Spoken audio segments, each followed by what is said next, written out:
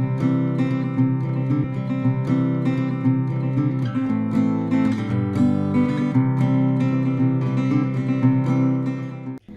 कृष्णा, स्वागत है आपका मेरे चैनल पर हील योर सोल और मैं आपकी दोस्त नेहा। संसार में सब कुछ वैसा नहीं है जैसा दिखता है, तो सवाल ये उठता है कि संसार में इतना दुख क्यों है और मानव जगत का स्वरूप वैसा क्यों है जैसा वह है। तो क्वेश्चन बहुत सारे उठते हैं और दुख तो एक ऐसा विषय है जिससे हर व्यक्ति गुजरता है। तो दुख का निर्माण कहाँ से होता है? खुद व्यक्ति के कारण, स्वयं दूसरों के कारण करते हैं वो। आप जानते हैं व्यक्ति के दुख का जो मेन कारण है वो व्यक्ति की नकारात्मक मानसिक स्थिति होती है। जितना व्यक्ति नकारात्मक सोचता है उतना दुख को आमंत्रित करता है। तो दुख का निवारण भी व्यक्ति के पास ही होता है।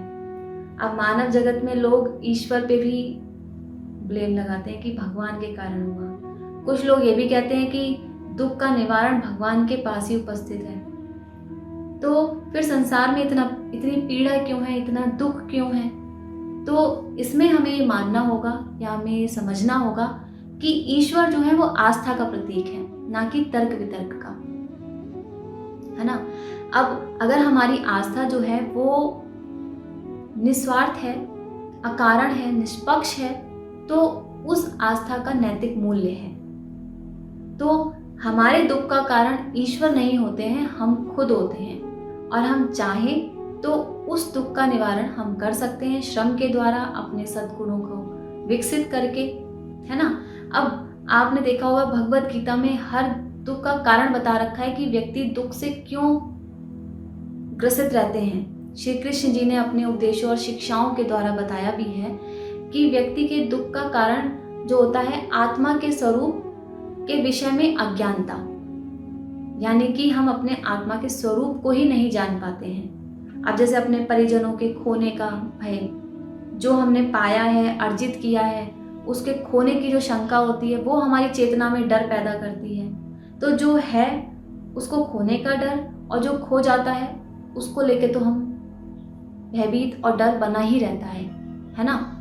तो ये सारे कारण होते हैं। बाकी श्री कृष्ण जी ने भगवत गीता में कहा भी है कि जो व्यक्ति दुख में, यानी कि दुख आने पर, प्राप्त होने पर सामान्य भाव से रहते हैं या सुख आने पर इच्छा रहित होकर कार्य करते हैं, तो वो हमेशा बुद्धि का विकास करते हैं और उन पर किसी चीज़ का प्रभाव नहीं होता। यानी कि राग, भय और क्रोध, इन तीनों चीज़ों को नष्ट कर देते हैं तो व्यक्ति की बुद्धि का विकास होता है।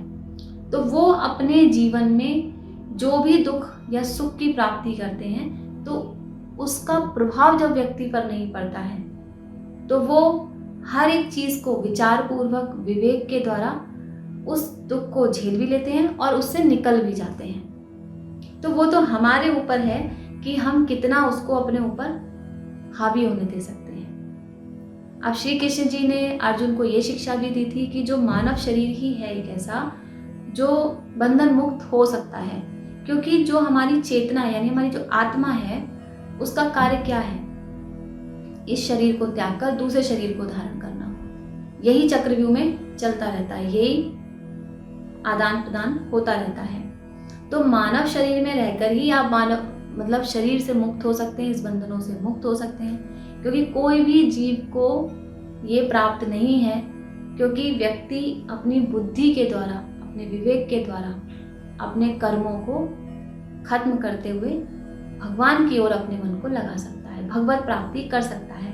कोई जीव तो नहीं कर सकता, उन्हें तो जो उनके प्रारब्ध हैं वो ही झेलने हैं। लेकिन जो मानव है वो सत्कर्म करते हुए बंधन मुक्त होते हुए आगे बढ़ सकते हैं। तो ये तो देवी देवताओं को भी प्राप्त नहीं है, ना ही किसी जीव जंतु को। तो ये सिर्फ मानव शरीर को ही प्राप्त है, एक मनुष्य को ही ये वरदान है। तो आपने देखा भगवान ने भी मानव शरीर धारण किया, इस लीला का उन्होंने भी लुत्फ उठाया। वो भी कर्म बंधन जो भी थे उन्होंने बताया, शिक्षा दी कि कैसे कर्म बंधन से मुक्त हो सकते हैं। जैसे आज श्री कृष्ण जी हैं जो हमें क्या, उन्होंने मनुष्य शरीर ही तो धारण किया था, तभी तो उन्होंने आज जीवन जीने की कला हमें सिखाई है। आज जो लोग भी बड़े बड़े संत हैं, भगवत गीता यानी श्री कृष्ण जी के जो उन्होंने साक्षात मनुष्य रूप में रहकर उपदेश दिए कि आने वाली जो पीढ़ी है वो कैसे अपने जीवन को आगे बढ़ाए, कैसे हमारे जो भगवान की जो रचना है उसमें कैसे आप अपने मानव शरीर को कैसे उपयोग करके, क्योंकि मानव शरीर है, शरीर नश्वर है, आत्मा जो है अजर अमर है, तो उसमें रहकर आप कैसे बंधन मुक्त हो सकते हैं। तो आप भगवत गीता पढ़ेंगे, भगवान का नाम जप करेंगे तो आप समझ पाएंगे कि आध्यात्मिकता हमें किस ओर लेके जाती है, हमें सही दिशा दिखाती है। हमारे जीवन में जो प्रतिदिन दैनिक कार्य होते हैं, अगर आप देखेंगे, भगवत गीता पढ़ेंगे तो हर एक प्रश्न का उत्तर आपको मिलेगा, लेकिन उस तरफ अपने आप का रुख करना भी जरूरी होता है। अब ऐसा नहीं हो पाता है क्योंकि दुख इतना बना हुआ है कि हम उससे बाहर निकल नहीं पाते हैं। तो हमारे महात्मा बुद्ध जी ने भी एक शिक्षा दी है कि व्यक्ति की जो दुख का सबसे बड़ा कारण होता है उसकी तृष्णा यानी इच्छा। जितनी ज्यादा तृष्णा यानी आपकी इच्छा प्रबल होगी उतना दुख आपका सबसे ज्यादा होगा। लेकिन जब हम इच्छा रहित होकर कोई कार्य करते हैं तो परम आनंद को प्राप्त करते हैं। तो अगर खुश रहना चाहते हैं, अपने जीवन में कोई बाधा ना आए, कोई रुकावट ना आए, तो भगवत गीता पढ़ें, भगवान श्री कृष्ण जी का जप करें, राधा नाम का जप करें। आप देखेंगे आपके जीवन की हर एक बाधाएं दूर हो जाएंगी। और किसी भी चीज को अपने ऊपर इतना हावी ना होने दें जो व्यक्ति को, कहते ना कि मानसिक स्थिति ऐसी ना बनाए, नकारात्मक ना बनाए, जो व्यक्ति को अंदर से, कहते ना कि मन में ऐसे ऐसे ख्याल आते हैं जो सही नहीं है। तो वो खुद के लिए तो है ही, साथ साथ आसपास के लोगों को भी दुख देते हैं। तो हमारा कार्य है दूसरों को दुख नहीं देना, उनको एक सही दिशा देना। तो उसके लिए खुद को सही दिशा में लगाना जरूरी है। उसके बाद ही आप लोगों के लिए एक ज्ञान और प्रेरणा का स्रोत बन सकते हैं। तो सारी चीजों का हल हमारे पास है। तो भगवान नाम जप करें और भगवत गीता पढ़ें।